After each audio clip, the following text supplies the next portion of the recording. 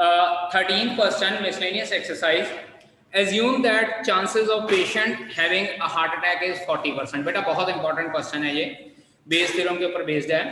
It is also assumed that a meditation and yoga course reduces the risk of heart attack by 30%. अगर हम लोग meditation का course करते हैं या योगा का कोर्स करते हैं तो ये हार्ट अटैक के जो है रिड्यूस कर देता है 30% से. And prescription of certain drugs reduces its chances by 25%. At a time patient can choose any one of the two options. दोनों में से कोई भी ऑप्शन चूज कर सकता है with equal probabilities. It is given that after going through one of the two options, the patient selected at random suffers a heart attack. अब इसको अंडरलाइन कर लीजिएगा, इसको कैपिटल ए कंसिडर कर लेंगे कि person suffers heart attack. Find the probability that the patient followed a course of meditation and yoga. Let capital E1 is the event. Question number 13. Capital E1 event है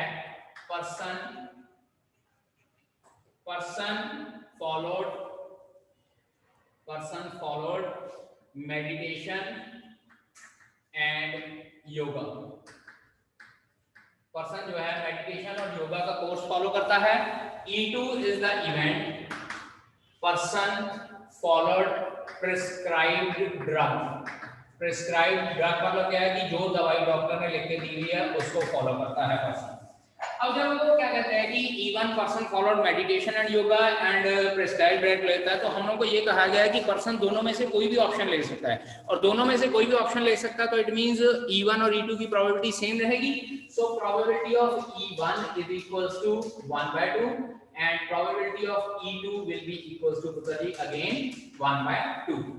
अब इसके बाद कैपिटल ए मैंने कहा था, अंडरलाइन कर लीजिएगा कि capital a person suffered from heart attack.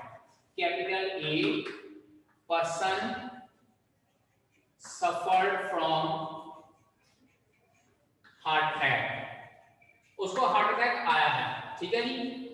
Now अब इसके बाद A over E1, पहले A over E1 एक्सप्लेन करेंगे. Now what will be A over E1? A over E1 क्या है कि पर्सन को हार्ट अटैक आया है प्रोवाइडेड उसने मेडिटेशन एंड योगा किया था, ठीक है जी.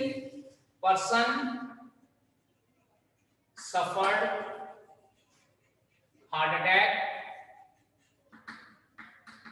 provided he follows meditation and yoga. ठीक है. अब इसकी प्रोबेबिलिटी मैं बाद में बताऊंगा कि किस तरह से लिखनी, पहले हम लोग एक्सप्लेन कर लें. A over E2 again person suffered heart attack provided he follows prescribed drug.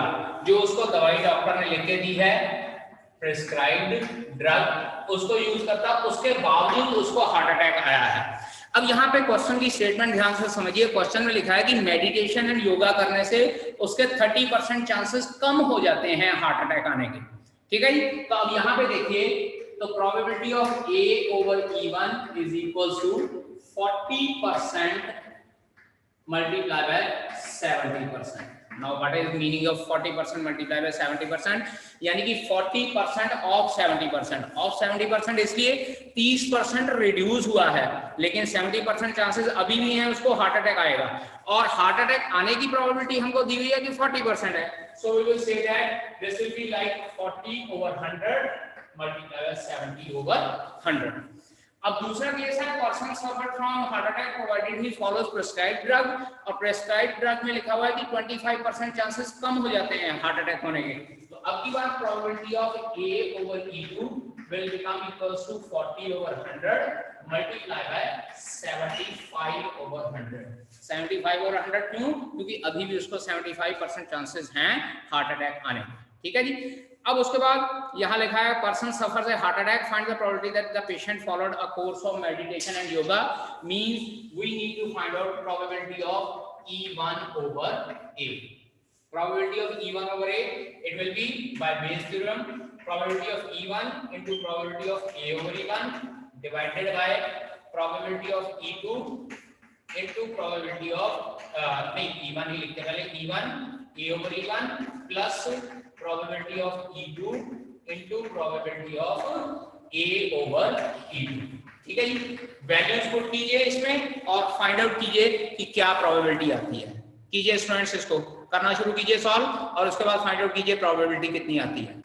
चलिए, इसकी डिफरेंट वैल्यूज पुट करने के बाद हमारे पास आंसर आता है 14/29। इसको सॉल्व कर लीजिएगा, ये आपके पास आ जाएगा 28/100 और इसको सॉल्व करते हैं तो हमारे पास आंसर आता है 30/100 और जब ये सारी की सारी वैल्यूज इसमें पुट करते हैं तो हमारे पास आंसर आ जाता है 14/29। ठीक है जी। Question, bag 1 contains 3 red and 4 black balls. Bag 2 contains 4 red and 5 black balls. One ball is transferred from bag 1 to bag 2. Its color is noted and then a ball is drawn from bag 2. ठीक है जी, पहले bag में से ball transfer की गई दूसरे bag में, उसके बाद दूसरे बैग में से एक बॉल निकाली गई है। The ball so drawn is found to be red in color. इसको कैपिटल A कंसिडर कर लेंगे कि बॉल जो है रेड कलर की निकली है।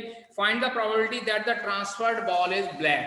अब यहाँ पे बेटा ध्यान दीजिए कि यहाँ पे ऑलरेडी हम लोग को 2 बैग दिए हुए हैं, लेकिन ये नहीं कहा हुआ कि find out that ball is transferred from the bag 1 या बैग 2। ट्रांसफर्ड बॉल की बात की गई है, तो अब यहाँ पे हम लोग इवेंट E1 और E2 बैग 1 और बैग 2 सिलेक्ट करने के लिए नहीं कहेंगे। यहाँ E1 और E2 इवेंट होंगे। Let E1 is the event, transferred ball is red. Let E2 is the event, transferred ball is black. Right down, capital E1 is the event, transferred ball is red। Capital E1 event है हमारे पास। उसके बाद E2 is the event that transferred ball is black। ठीक है जी, transferred ball is red और transferred ball is black. अब यहाँ पे देखिए हमको ये कहा गया है कि पहले बॉक्स में से बॉल ट्रांसफर की गई है। अब पहले बॉक्स में हमारे पास 3 रेड बॉल थी और 4 ब्लैक बॉल थी। अब अगर ट्रांसफर्ड बॉल रेड है तो what will be the probability of E1? Probability of E1 हमारे पास क्या हो जाएगी, 3/10 हो जाएगी, क्योंकि टोटल बॉल्स हमारे पास 3/7 टोटल बॉल्स हमारे पास 7 हैं और उसमें से हम लोगों ने रेड बॉल ट्रांसफर कर दी है।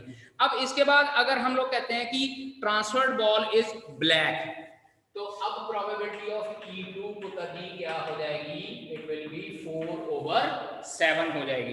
क्या हो जाएगी, 4/7। Now capital A, ball drawn from bag 2, ball drawn from bag 2 is red. Red ball निकली है ना, तो capital A over E1, capital A over E1 मतलब ball drawn is red provided red ball was transferred. Ball drawn is red provided red ball was transferred. ठीक है जी, and then A over E2। अब A over E2 हमारे पास क्या हो जाता है, ball drawn is red provided black ball was transferred. Ball drawn is red provided black ball was transferred. Black ball was transferred. तो अब की बार बेटा जी probability of A over E1। अब जरा ध्यान दीजिए कि सेकंड बैग में हमारे पास 4 रेड और 5 ब्लैक बॉल्स थी। A over E1 मतलब रेड बॉल ट्रांसफर करती है, तो अगर रेड बॉल ट्रांसफर करती है तो सेकंड बैग में रेड बॉल्स 5 हो जाएंगी और टोटल बॉल्स 10 हो जाएंगी। तो it will B 5/10, that is 1/2 हो जाएगी। और अगर ट्रांसफर बॉल ब्लैक है तो अब की बार probability of A over E2 will be equal to 4/10 हो जाएगी, क्योंकि रेड बॉल तो हमारे पास 4 ही नहीं है। ठीक है, so it will come out to be 2/5। Now we need to find out that the transferred ball is black, यानी कि E2 इवेंट तो probability of E2 over A find out करना है। Probability of E2 into probability of A over E2 divided by probability of E1 into probability of A over E1 plus probability of E2 into probability of A over E2। Solve कीजिए बेटा और find out कीजिए क्या answer आता है यहाँ पे, ठीक है। मैं बताता हूँ। नाउ 21st एग्जांपल, अब यहाँ पे ये लिखा हुआ है, a man is known to speak truth 3 out of 4 times. He throw a die and reports that it is a 6. Find the probability that it is actually a 6. पहले तो जो ये लिखा हुआ ना, he throw a die and report that it is a 6, इसको underline कर दीजिएगा, it will be capital A, capital A हो जाएगा आपके पास। अब मैं क्वेश्चन को थोड़ा सा आप लोगों को समझा देता हूं कि ये क्वेश्चन क्या कहता है। ये क्वेश्चन ये कहता है कि जो बंदा है वो हमेशा सही नहीं बोलता है, मतलब 4 बार में से 3 बार सही बोलता है, 1 बार वो फेक न्यूज दे देता है, जैसे फेक आंसर देता है। तो उसने एक डाइस थ्रो किया और आपको बताया कि 6 आया है डाइस पे, आपको बताया कि डाइस पे 6 आया है। व्हाट इज द प्रोबेबिलिटी कि एक्चुअली में 6 आया था, क्योंकि उसमें से 4 में से एक चांस है कि जो वो गलत बोलेगा, 3 बार वो सही बोलेगा लेकिन एक चांस है कि वो गलत बोलेगा। तो it means what is the probability that it is actually a 6। अब यहां पे लिखिए event E1 6 appears on die, 6 appears on die, and event E2 6 does not appear, 6 does not appear। अब बताइए अगर 6 appear on die है तो it implies probability of E1 हमारे पास क्या हो जाएगा, 1/6 हो जाएगा। और अगर 6 does not appear है तो बेटा जी probability of E2 will come out to be 5/6। Now capital A is the event 6 appears, नहीं, man reported that it is a 6। Capital A event होगा man reported as a 6, मैंने report किया कि 6 आया है, ठीक है। नाउ A ओवर E1 की बात करते हैं। A ओवर E1 मतलब क्या है, 6 आया, एक्चुअल में भी आया और मैन ने रिपोर्ट भी यही किया है। तो यहां लिखेंगे मैन रिपोर्ट्स करेक्टली, यहां इसको आप इस तरह से लिख सकते हैं कि man reports a 6 and actually 6 appears. तो मैंने सीधा डायरेक्टली करेक्टली लिख दिया है, ठीक है जी। इसकी प्रोबेबिलिटी हम लोगों को probability of A over E1 given है 3/4। वाई 3/4? क्योंकि कहा है कि वो हर एक 4 में से 3 बार सही बोलता है। अब A over E2 man reports false, man report false मतलब क्या है, मैन ने रिपोर्ट किया कि 6 आया है लेकिन एक्चुअली 6 आया नहीं था। तो इसकी probability of A over E2 उत्तर जी this will be 1 - 3/4 that is 1/4, क्योंकि जो उसने झूठ बोला उसकी प्रोबेबिलिटी हमारे पास कितनी है, 1/4। नाउ we need to find out probability of E1 over A। Check कीजिए, वहां पे लिखा हुआ है man reports that it is a 6, find the probability that it is actually 6 comes up, यानी कि E1 over A find out करना है। So it will be probability of E1 into probability of A over E1 divided by probability of E1 into probability of A over E1 plus probability of E2 into probability of A over E2। और ये सारी values हम लोग put करते हैं। This is 1/6 multiply by 3/4 divided by 1/6 into 3/4 plus 5/6 into 1/4। बेटा ये denominator से न्यूमरेटर से 1/24 कॉमन निकल के कैंसिल आउट हो जाएगा, तो हमारे पास क्या बचता है 3 over 3 plus 5, so our answer will come out to be 3/8, ठीक है जी। Now 20th example, a doctor is to visit a patient, doctor ने पेशेंट के पास जाना है। From the past experiences it is known that the probabilities that he will come by train, bus, scooter or by other means of transport, मतलब 4 cases हैं, उनकी probabilities given है 3/10, 1/5, 1/10 and 2/5। The probabilities that he will be late are 1/4, 1/3 and 1/12 if he comes by train, bus and scooter respectively, but if he comes by any other means of transport then he will not be late, तो वो late नहीं आएगा। ठीक है जी।